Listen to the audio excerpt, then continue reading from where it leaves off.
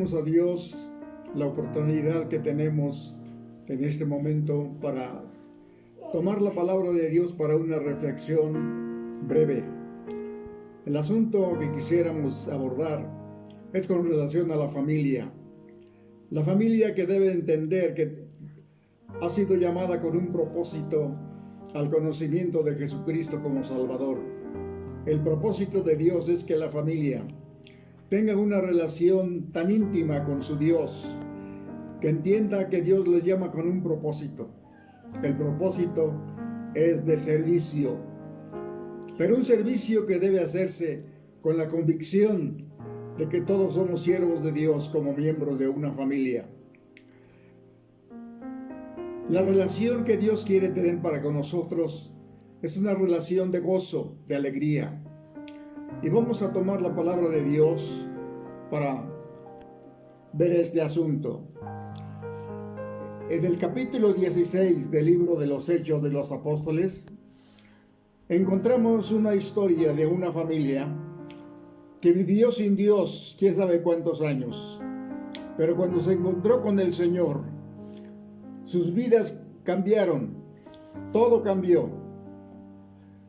Vamos a ver este asunto en el capítulo 16 del libro de los Hechos.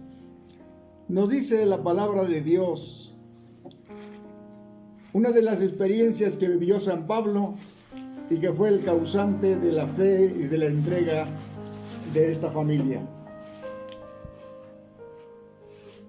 Viendo, dice el verso 19 al 34, dice: pero viendo sus amos que había salido la esperanza de su ganancia, prendieron a Pablo y a Silas y los trajeron al foro ante las autoridades, y presentándolos a los magistrados dijeron: estos hombres, siendo judíos, alborotan nuestra ciudad y enseñan costumbres que no nos es lícito recibir ni hacer, pues somos romanos.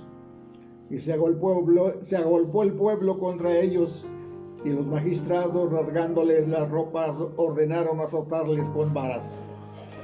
Después de haberles azotado mucho, los echaron en la cárcel, mandando al carcelero que los guardase con seguridad, el cual, recibido este mandato, los metió en el calabozo de más adentro y les aseguró los pies en el cepo. Pero a medianoche, orando Pablo y Silas, cantaban himnos a Dios, y los presos los oían. Entonces sobrevino de repente un gran terremoto, de tal manera que los cimientos de la cárcel se sacudían, y al instante se abrieron todas las puertas y las cadenas de todos se soltaron.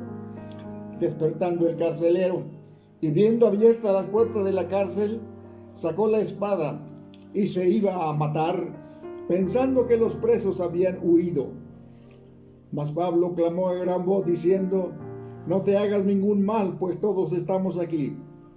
Él entonces, pidiendo luz, se precipitó adentro y temblando se postró a los pies de Pablo y de Silas, y sacándolos les dijo: señores, ¿qué debo hacer para ser salvo? Ellos dijeron: cree en el Señor Jesucristo y serás salvo tú y tu casa. Y le hablaron la palabra del Señor a él y a todos los que estaban en su casa. Y él, tomándolos en aquella misma hora de la noche, les lavó las heridas, y enseguida se bautizó él con todos los suyos. Y llevándolos a su casa, les puso la mesa, y se regocijó con toda su casa de haber creído a Dios. Este hombre, llamado carcelero, que no era más que un policía, que se le había encomendado la custodia de los presos, es un padre de familia que era parte de una sociedad de ese tiempo, una sociedad idólatra. Los que salieron afectados por causa de lo que hizo Pablo, quitar el espíritu de adivinación de una mujer, declararon su relación religiosa con el emperador romano. Ellos dijeron: estos hombres están enseñando costumbres que no debemos aceptar, porque somos romanos romanistas tenían su Dios, y su Dios era el emperador, conocido en ese tiempo como el pontífice máximo, o sea, el emperador era el señor de la religión de los romanos. Así que este hombre, este policía y su familia profesaban esa religión del imperio, cuyo Dios, repetimos, era el emperador. Pero Pablo llevaba un mensaje, el mensaje del Cristo vivo, del Cristo poderoso que puede salvar a todas las familias. Este hombre lo entendió y por eso preguntó: ¿qué debo hacer para ser salvo? El apóstol Pablo inmediatamente le señaló el camino. El camino de la salvación es Jesucristo.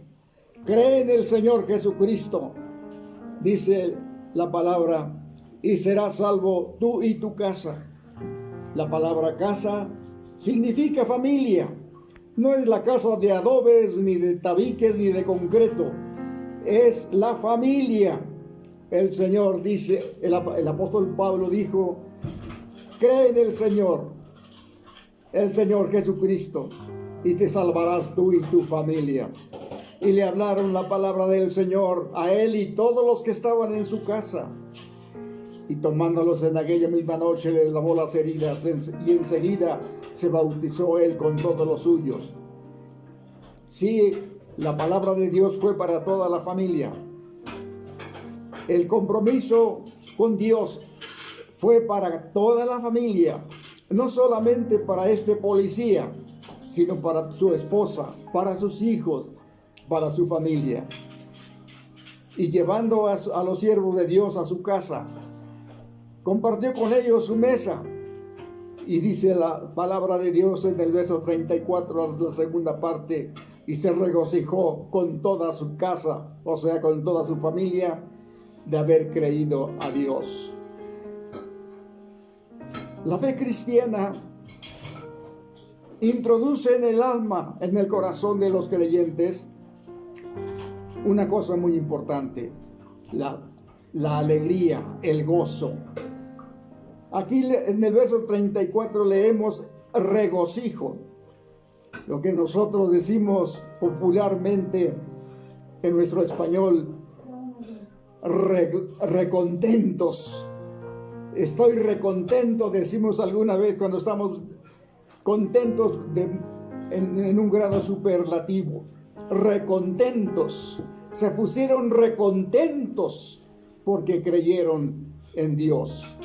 Esta es la característica de la fe que debemos nosotros examinar en nuestros días, en nuestro tiempo.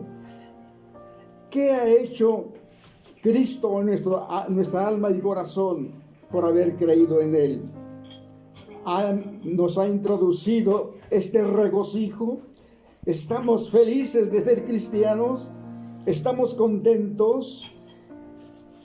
Podemos decir que somos capaces de renunciar a todos los goces que nos da el mundo por el gozo que Dios nos da como familias. Esto es lo que tenemos que considerar. Déjenme decirles, hermanos, que el regocijo de esta familia manifiesta la victoria de su fe genuina en Cristo el Salvador. Lo repito, la victoria de la fe genuina en Cristo el Salvador. Es la fe que vence toda influencia mundana. En la primera carta de San Juan, capítulo 4, versículo 4, lean por favor ustedes allí donde están, y lean este versículo, primera de Juan 4:4. Dice la palabra de Dios de esta manera. Si es que ya lo tenemos. Y dice la palabra de Dios: vosotros, hijitos, vosotros sois de Dios y los habéis vencido, porque mayor es el que está en vosotros que el que está en el mundo. Ellos son del mundo, por eso hablan del mundo y el mundo los oye. Nosotros somos de Dios. El que conoce a Dios nos oye, y el que no es de Dios no nos oye. En esto conocemos el espíritu de verdad y el espíritu de error.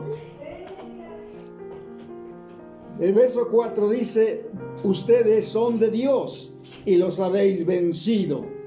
Esta es la victoria. Cuando se vence, se experimenta la victoria. El carcelero y su familia estaban festejando la victoria de su fe. Estaban festejando su relación con el Dios verdadero, con el Dios vivo. Podemos decir entonces, hermanos míos, que la fe cristiana hace que festejemos esa victoria, que festejemos con gozo, con alegría. Lo festejemos, pero con nuestra relación íntima y constante con nuestro Salvador y con nuestro Dios. Ahí mismo en 1 de Juan, capítulo 1, versículos del 1 al 4, leemos lo que dice el apóstol Juan. Dice: lo que era desde el principio, lo que hemos oído, lo que hemos visto con nuestros ojos, lo que hemos contemplado y palpado nuestras manos tocante al verbo de vida, porque la vida fue manifestada y la hemos visto y testificamos, y os anunciamos la vida eterna, la cual estaba con el Padre y se nos manifestó.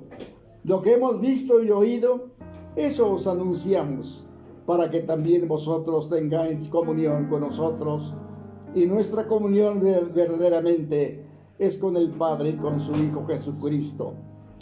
Verso 4: estas cosas os escribimos para que vuestro gozo sea cumplido. La comunión con nuestro Dios debe ser con gozo. El verso 3 nos dice: lo que hemos visto y eso os anunciamos, para que también vosotros tengáis comunión con nosotros, y nuestra comunión verdaderamente es con el Padre y con su Hijo Jesucristo. Comunión quiere decir una relación de familia con nuestro Dios. Comunión, llamarlo, invocarlo, ofrecernos para su servicio. Esto es consagración. Ofrecernos a Dios para que nos utilice, para vivir para Él, para su servicio, para dar testimonio de su obra. Esta es la consagración, el compromiso, la dedicación a nuestro Dios. Pero debemos hacerlo, como dice el verso 4: estas cosas os escribimos para que vuestro gozo sea cumplido. Gozo.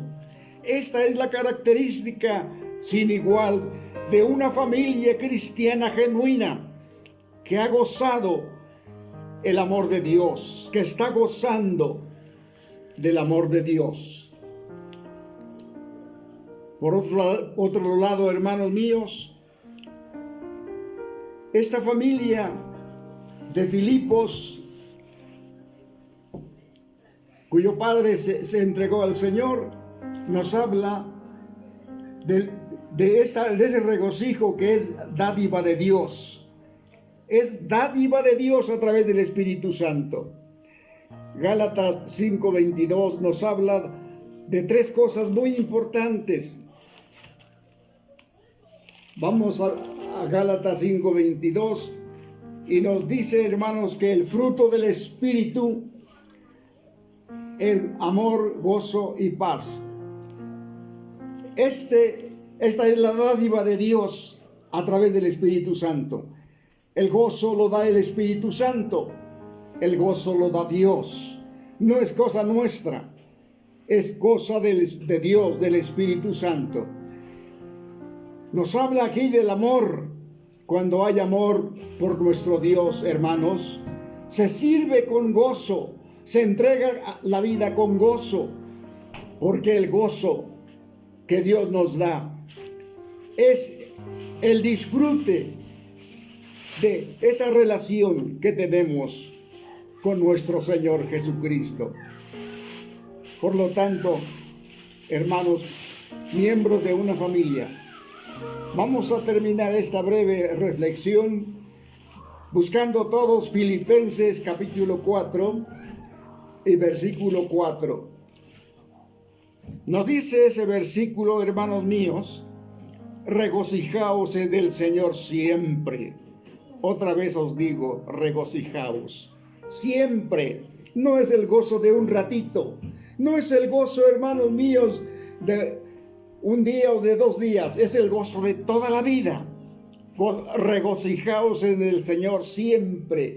Familias cristianas, conságrense al Señor, consagrémonos al Señor con gozo, pero todos los días, hasta que el Señor nos quite de este mundo y haga realidad otro gozo más grande en su reino, donde gozaremos de Él para siempre. Vivamos con Dios en compromiso, entregados, consagrados, comprometidos con nuestro Señor. Que Dios nos bendiga como familia. Amén.